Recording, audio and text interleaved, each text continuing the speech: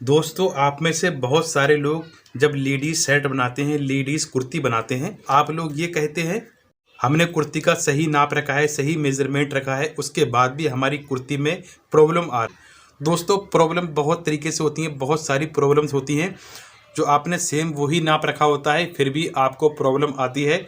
अब वो प्रॉब्लम क्या होती हैं वो भी हम इस वीडियो में आपको बताएंगे और उन सारी दिक्कतों से कैसे बचें जो जो अल्टर आपके सूट पर आती है, तो उसका समाधान बताएंगे और उसका तरीका बताएंगे आपको ये प्रॉब्लम कैसे सही करना है। आप जब लेडीज़ कुर्ती को स्टिच कर लेते हैं, उसके बाद जब आप सूट पहन कर देखते हैं तो आप देखते हैं परफेक्ट शेप नहीं आ रहा है, परफेक्ट सही फिटिंग नहीं आ रही है। तो यही सारे कुछ डाउट्स क्लियर करने वाले हैं आज की वीडियो में। तो दोस्तों, मैं हूं अकील खान और आप देख रहे हैं अकील फैशन डिज़ाइनर। तो दोस्तों, आइए वीडियो को स्टार्ट करते हैं।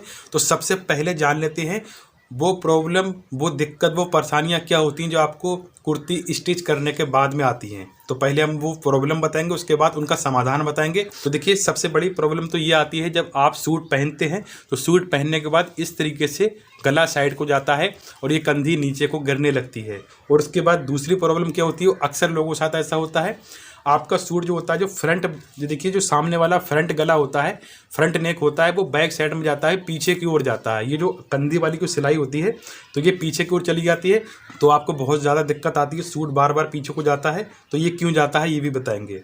और उसके बाद तीसरी प्रॉब्लम ये होती है, जब आप सूट को स्टिच कर देते हैं, सिल देते हैं, कंप्लीट स्टिचिंग करने के बाद जब आप पहनते हैं तो यहाँ से चेस्ट पर आपका सूट टाइट हो जाता है। आप कहते हैं हमने सेम वही नाप रखा है फिर भी हमारा सूट टाइट हो गया।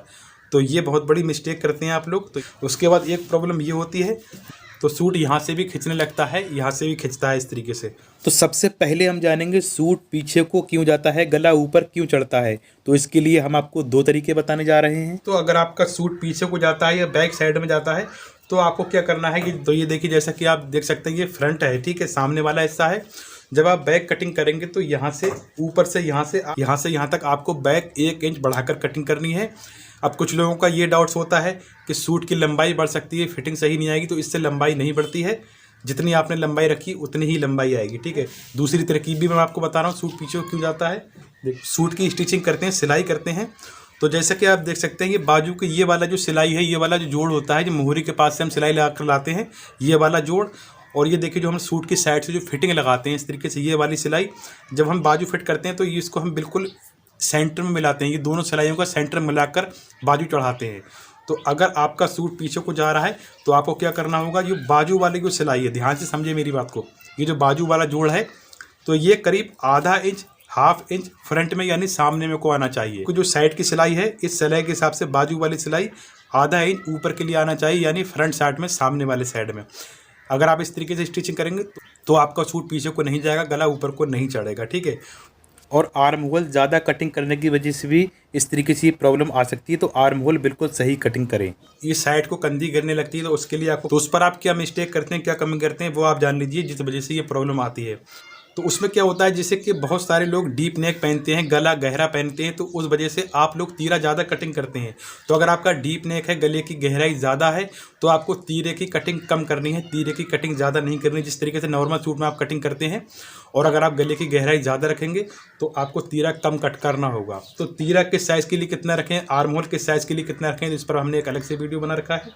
एक प्रॉब्लम ये होती है, हमने जो मेजरमेंट किया होता है, जो नाप रखा होता है, उसके हिसाब से अगर हम उसके हिसाब से भी रखते हैं फिर भी हमारा सूट टाइट हो जाता है। तो देखिए, ये बहुत ही समझने वाली चीज़ है, मेन पॉइंट है। जैसे कि मान लीजिए किसी का चेस्ट यहाँ पर हमें 36 इंच तैयार रखना है यहाँ पर, ठीक है, तो 36 इंच रेडी रखना है हमको। तो 36 का जब हम चौथाई भाग करेंगे तो हो गया 9 इंच यानी 9 इंच, यानी फुल लूजिंग देने के बाद जो भी लूजिंग देना है ये हमने सूट से नाप लिया है। उसके बाद मान लीजिए जैसे कि यहाँ टोटल 36 इंच बन रहा है, तो 36 का जब 1/4 करेंगे, 4 से डिवाइड करेंगे तो आता है 9 इंच यानी 9 इंच। तो आपका साइज़ कुछ भी हो सकता है, जितना भी आ रहा है उतना आपको यहाँ रखना है। उसके बाद यहाँ अगर किसी के लिए आपको 7 इंच रखना है तो आपने ये देखिए यहाँ से यहाँ तक 7 इंच का निशान लगा दिया।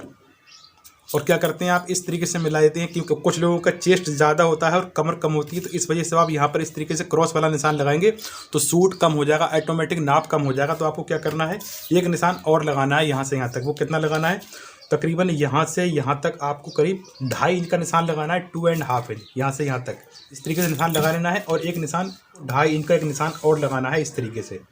तो देखिए जिन लोगों की कमर कम होती है, चेस्ट ज़्यादा होता है, तो उन लोगों के लिए ये निशान लगाना ज़रूरी होता है। तो जितना आपने यहाँ रखा है, जैसे कि मैंने यहाँ पर 9 इंच रखा है, तो यहाँ भी हम 9 इंच रखेंगे इस तरीके से।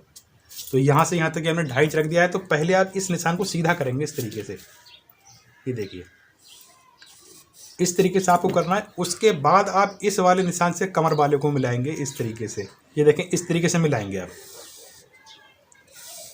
अब आपका सूट टाइट नहीं होगा, क्योंकि कुछ लोग क्या होता है चेस्ट वाले को डायरेक्ट कमर वाले से मिला देते हैं इस तरीके से। देखिए जब आप कमर वाले को इस तरीके से मिलाते हैं तो इस तरीके से ये हमारा अब जो निशान आएगा वो अंदर के लिए आएगा, और जो हमने जो निशान लगाया ये देखिए बाहर के लिए है। तो आपका सूट कभी भी टाइट नहीं होगा। तो यही चीज़ें ध्यान रखने वाली होती हैं दोस्तों। एक प्रॉब्लम और होती है, वो भी बहुत बड़ी प्रॉब्लम है, उसके लिए भी समझ लीजिए। तो जैसे कि अगर आप बैक साइड में जाकर देखेंगे इस तरीके से, तो यहाँ पर इस तरीके से इतना खींचने लगता है कि टाँके दिखने लगते हैं। तो वो आप क्या कमी करते हैं मैं आपको बताना चाहूँगा। आप में से बहुत सारे लोग जानते ही होंगे हम बैक बढ़ाकर कटिंग करते हैं। तो उसमें क्या होता है कुछ लोग बैक कम कटिंग कर देते हैं। आपको बैक कम कटिंग नहीं करनी है, क्योंकि बैक में राउंड शेप कम आता है। तकरीबन यहाँ से यहाँ तक आप जितना हो सके ज़्यादा से ज़्यादा ही बैक को बढ़ाकर रखें, तो कभी भी ये प्रॉब्लम नहीं आएगी। Thanks for watching video.